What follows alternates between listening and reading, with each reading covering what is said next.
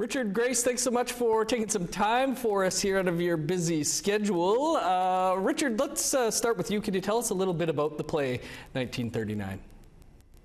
Sure. The play takes place in the year 1939, which is the year that the King and Queen of England have decided to make their trek across the ocean to come and visit Canada for the first time. And for the sake of the story of this play, they decided to come and visit this fictional residential school. But the story really lies within the 5 Indigenous students at this residential school, and it really shows their resilience and how they band together to really help create a play that is their own. Grace, what's your take on the play, your role, and its impact? Oh, yeah. So I'm playing Beth Summers in the play, which is one of the 5 students within the play. And yeah, it's been really interesting dissecting what it means to be Indigenous in the setting that 1939 exists in, and how to kind of explore indigeneity within that space. It's been really, really fun. Now, Richard, this is your 3rd run, I believe, in various capacities with the play. What's been the reaction in the past, and why is it an important production as we approach the National Day for Truth and Reconciliation? I think the reaction has generally been extremely positive. I think this is a very important piece to be seen and told. This is such an incredible story, and I feel that it's a great step towards people learning more about the history of Indigenous peoples within Canada, and having a chance to then further their education and finding out more about the situations and whatnot that happened with these people that did go to these schools. Yeah, Grace, what do you hope audiences, Indigenous but also non-Indigenous audience members take away from 1939?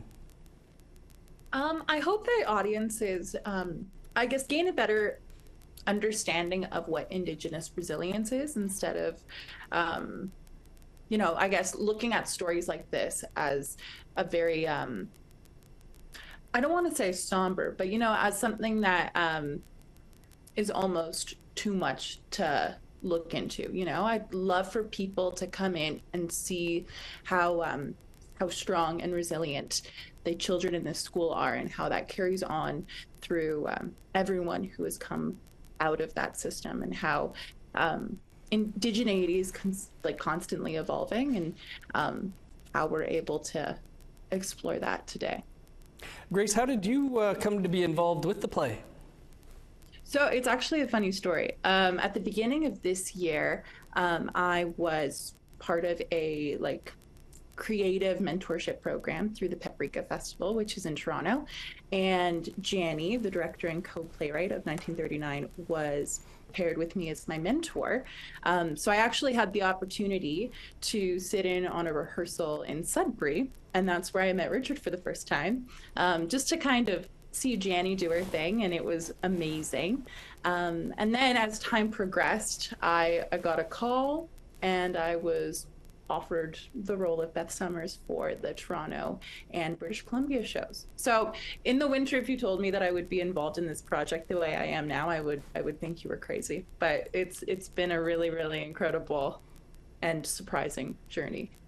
Well, congrats to you. Richard, the play is only opening on Friday, but I understand that its run's been extended, something that's clearly resonating with people there. Yeah, absolutely. We've been told that the tickets are selling quite quickly, and it's super exciting to know that we've been extended until the 12th of October. And then taking the show to the Belfry Theatre in Victoria, BC as well. And I think it's fantastic that Toronto audiences are really making an effort to see this incredible story and to just support Indigenous plays, Indigenous theater. Awesome stuff. Well, Grace, Richard, again, thanks for taking some time to talk to us about it all, and all the best with the run. Thank you so Thank much. you so much. Miigwech. Yeah, miigwech.